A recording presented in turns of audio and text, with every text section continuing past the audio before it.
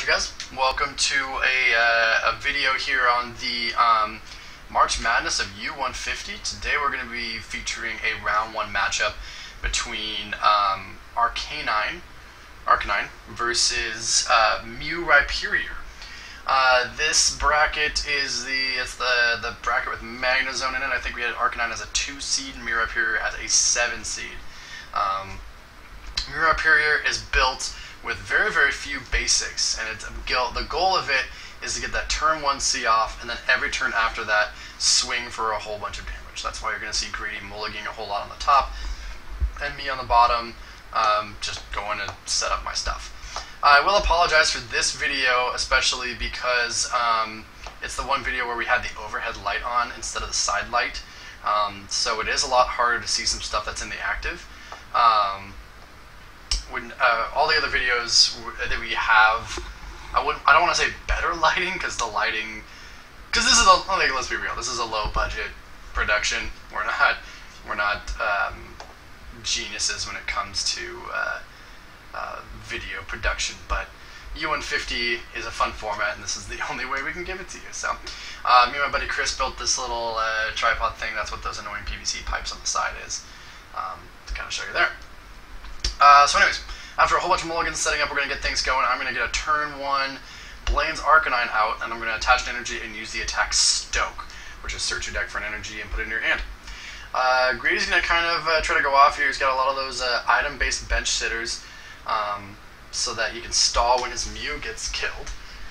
And he's got Ditto, so that he can get his Mew back out when he gets knocked out. Notice when I said win. This game was not close. Plot spoiler. It was. We thought it was going to be a little bit more exciting, but Arcanine is just a really, really good deck. We're going to see him get that turn 1 C off with 3 walls on the bench.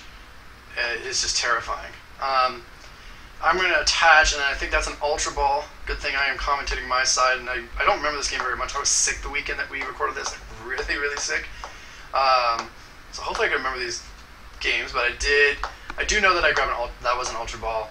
I'm pretty sure. It's either an Ultra Ball or Computer Search, right, because I just coded 2. It does an Ultra Ball, there it is. So I'm going to grab the Arcanine that does, I think it's 60 for 3. And then we're going to go ahead and Rosie's, grabbing, I believe that's either an Arcanine and a Baltoy, if I recall correctly. Looking at my hand, make sure Baltoy's not in my hand. It's an Uxie, actually. So we're grabbing something in an Uxie. Yep, our Growlithe and Uxie. Attach a Wishful Baton gets attached, so that if I do get return KO'd, I can at least try to get, again, a return KO back on him. This Arcanine has 160 HP, so he has to get 4 off the top, or 3 in a damage modifier to knock me out next turn, and he's got to get Mew back out, which he can with the Ditto. Fairly easy way to get that back. But my turn 2 setup is nice. I got that turn 2 knockout with a Baltoy on the bench. I think this game is going to be kind of a steamroll if he can't get a knockout here. And if he can, it's still not the best because he's got to get around another Arcanine. The scary part for Arcanine here, though, is that he does have to. I do have to deal with Archeops. Not Archeops, sorry.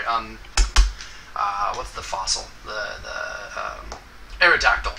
He can get Aerodactyl out and lock me out that way. Yeah, he goes for the Baltoy kill, but I had this the Hex kill back on the Mew. And hexing is really bad for him because that means he can't use Mew's attack. Mew is an ability-based thing that says you can use the attacks of anyone in the Lost World. And since I hexed him, he can't. But I hexed him because you saw my hand there. I got a Gust, a Scoop Up, and a Sycamore, so I was fine with it. I'm going to go ahead and grab the break off this, I believe. I top deck the Luxury Ball, and we're going to grab the break because it does 80 damage. I think it's got 10 more HP. I think it's 170. Don't grab the Victini, Alex. You're a dummy if you grab it. Oh, see, we don't even grab the break. Because I'm like, I can grab the DCE. I'm sure that's what I thought. I'll scoop up for Uxie. And there's the Evo Soda. Do I finally grab the break with that? I don't know what my line of thought was here. I think I'm actually looking for like a searching card or something. Oh, energy or retrieval? That was a Pokemon retrieval that I grabbed, I do believe. And maybe the break's in the discard there, that's why. So the break was in the discard pile, that's what I was looking for. We got the attachment, we got the turbo assist. We still don't have another Arcanine in play, and that's a little sketchy, just because, like I said, he could grab that Aerodactyl from base set and kind of throw a wrench in my plans if he can get a knockout here. Oh yeah, so I take the 10. I take 10 from Claw Fossil, and that actually could be big, because I believe it put me into a better number situation. I think the break does have 160. But he goes ahead and uses Rhyperior's attack. It only hits one Psychic off of that. Kind of unlucky for Grady there. I'm going to be getting a return KO, which is awesome. But I also kind of want to set up another Arcanine on the bench. Plus, if I can, get some form of knockout. So here's a level ball. We're going to grab Porygon 2 with that, most likely. Keep searching, keep searching, keep searching. There's a Lapras. Ooh, we're going to grab a Lapras for a Blacksmith. We're max potioning and blacksmithing. That's what we're doing here. Off of the Misty's Wrath. And then we're attaching to this bench Teeny. Attaching to the Lapras, apparently. Never mind. Oh, because we're turbo assaulting to here. And I'm attaching to the Lapras so I don't get Lysander stalled, because he's in a bad position. See, I act like I watched these games before, but I really haven't. So, the whole idea here is make sure you can't Lysander stall because he's in a bad position.